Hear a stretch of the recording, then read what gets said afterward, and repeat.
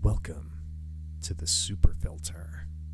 Yo, this thing is crazy. It's absolutely stupid and bonkers, and there's a lot more efficient ways to do this as opposed to what I've done, but I thought it would be a fun video as an aside to figuring out how to make this bass.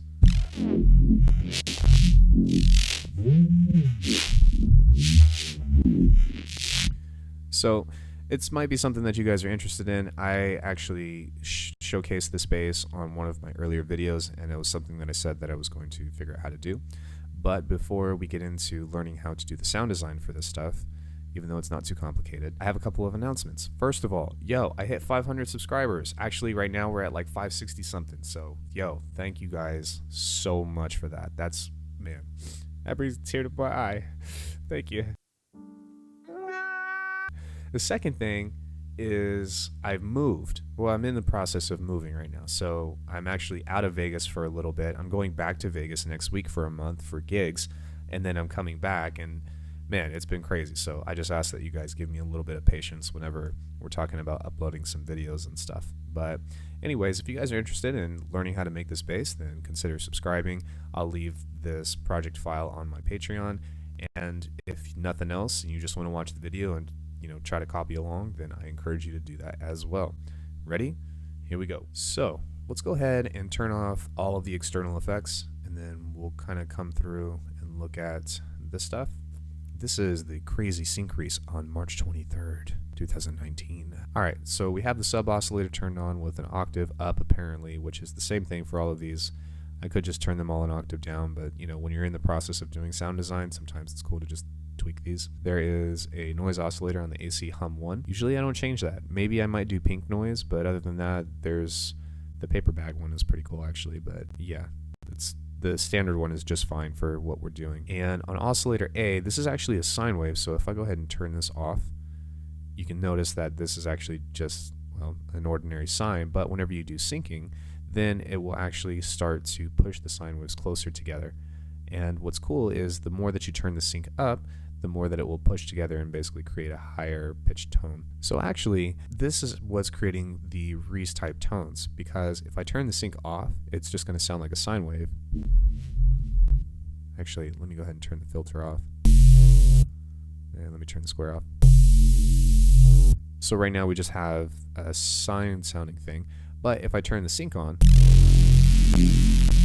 then you'll notice that it starts to sound more like a sawtooth, which is kind of cool. I have a macro right here on the sync function, so if I turn this up,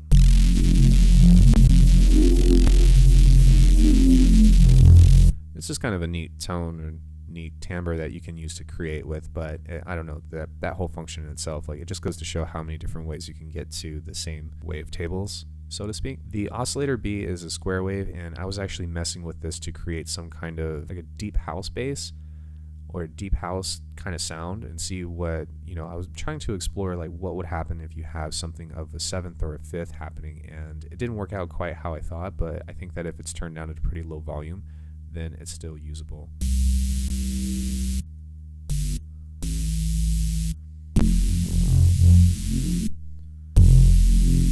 So essentially you're kind of creating a chord within your main fundamental bass, which is kind of cool. So over on our over on our effects tabs, we have some dimension expander, which is turned up to, I guess, this. Then we move on to our chorus. The rate is at 0.7 hertz with 27%. Turn the delay 2 down. I don't know if that's a default, but I always make sure that only one delay is going on, or this is at a very low setting. Then the EQ is doing what we usually do, which is automating 2 bands, which looks like this. So you just take an LFO, you slap one on one frequency, slap one on the other frequency, and then turn them to go opposite. And that's how you start to get that stuff. And then finally, not finally, but one of the most important things that you'll find within doing sound design in this is turning on the multi-band compressor and turning the gain up. I think that I actually turned the highs up a little bit on this as well, but this is going to go from this to, so that will automatically boost your sound by quite a bit. So last but not least, we have our band notch filter, which is being automated on the cutoff and the frequency on the same sense as we do here.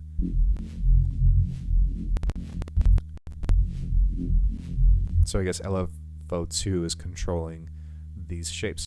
Now, I'm sure that I've explained this before, but you can double click on any of this in order to create a point. And if you double click on that point itself, the white one, then you can remove points, and then you can use these blue ones to kind of create these shapes. I encourage you guys to just mess around with shapes and see what you can get. You can also create boxes apparently, which is cool.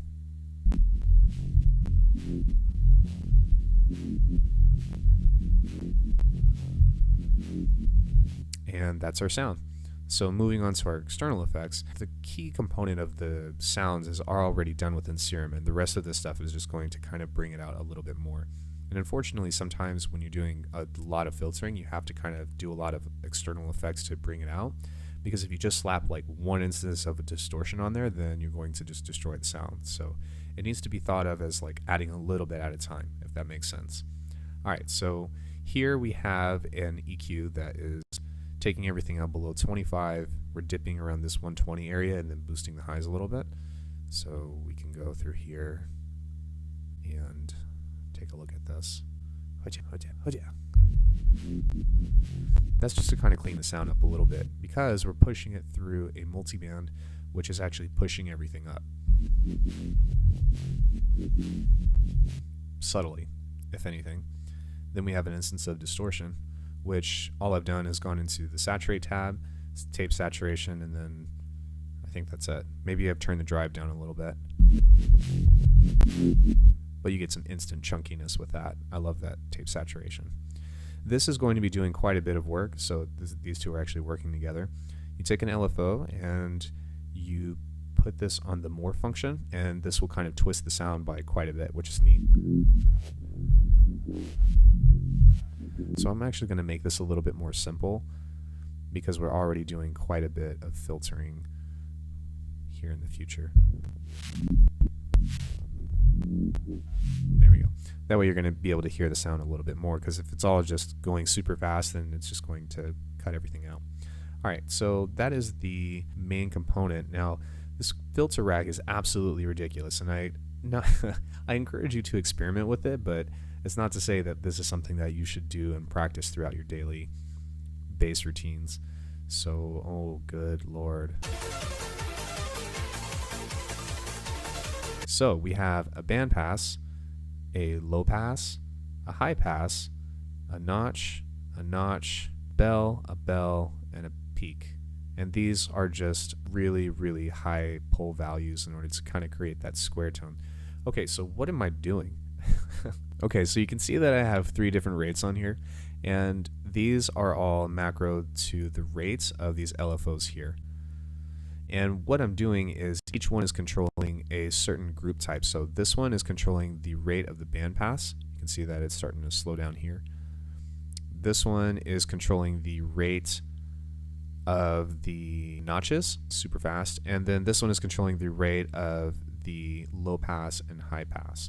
So with moving with all this stuff, once you kind of get this whole thing, you can see that this is just going absolutely bonkers. When everything moves together, when you start playing a note, it will just kind of cut the sound, and the only thing that's coming through are these yellow little kind of like concave shapes. There we go. And then to kind of help accentuate this, I'm actually going to turn off the auto filter. And it's very subtle to hear right now, but that is just because I haven't turned on the extra distortion units over here, which we can go ahead and do now. Don't worry, I'll cover these. So it's important to kind of leave just a little bit of the original sound in here, because we're absolutely basically destroying this in a sense of like just cutting out way too many frequencies. Bringing it back some of the original signal is going to help in the post-processing after this stuff. There's a little bit of chorus on the filtering just to smooth that stuff out. And then we have a utility that leaves the bass in mono. There is some evening out here. This is just a standard default preset on 3 full bands. It's not doing anything else. And I'm using an OTT. I got this trick from a subscriber. I'll post his name right here, but thank you to you. I appreciate it. If you notice, I don't actually have Wi-Fi right now where I'm at, so I will take a look and post your name in a timestamp. Thank you for that tip, buddy. And this is basically going to help you take out some of the annoying high resonance sounds.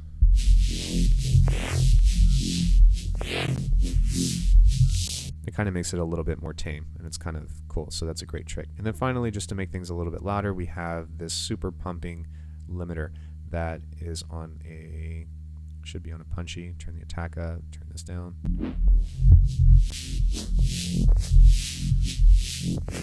But you get some neat twisting with it. So you kind of have like two filter options whenever you're doing this. The auto filter on here that's already working is kind of like what is happening here, just only with one, I'd say 1, 2, maybe 3 points. But the problem is that there's only one, so which may or may not be desirable to you. With this filter rack, I guess what you can do is you can just set all of these to these different rates. So band 3 frequency, and then I am controlling the rate set up on here, and that's kind of how I set that amalgamation thing up. Yeah, running in the 90s. Anyways, it's kind of cool, but yeah, so that pretty much covers everything else. This is just some extra stuff that I was experimenting with that didn't end up usable, so don't worry about that, but that's pretty much the synopsis of this patch. So before I leave, I'd like to kind of like pitch to you guys about how to continue to explore in sound design when you already have a formula. And my idea is I want you guys to kind of take this and run with the fences with it, because we already know how to use distortion, we already know how to use filtering, we already know how to use EQ and compression and all that stuff. So break your sounds. Once you have something set up to where you know the main ingredients of it, take one variable and just do the absolute most that you possibly can. So maybe next time, as opposed to doing the super filter, I'll just blow this thing up with as much distortion as I possibly can and then start chipping away. And what it's going to do is it's going to teach you a deeper perspective of how to use your tools, if that makes sense. And it will be a lot more fun. Now, as far as using this bass in context, I've already created a video about how to go about resampling this in an incredibly efficient way, which I will leave in the end tag of this video. But anyways, thank you guys again for watching my content. Thank you to all my subscribers and my patrons, which will be thanked at the end of the video as well. And man, I'm just excited because I have so much stuff to share with you guys in the future. The support has just been phenomenal. So yeah, that's some gratitude right there for you guys. Thank you so much for watching my content. Be sure to like and subscribe, and happy producing.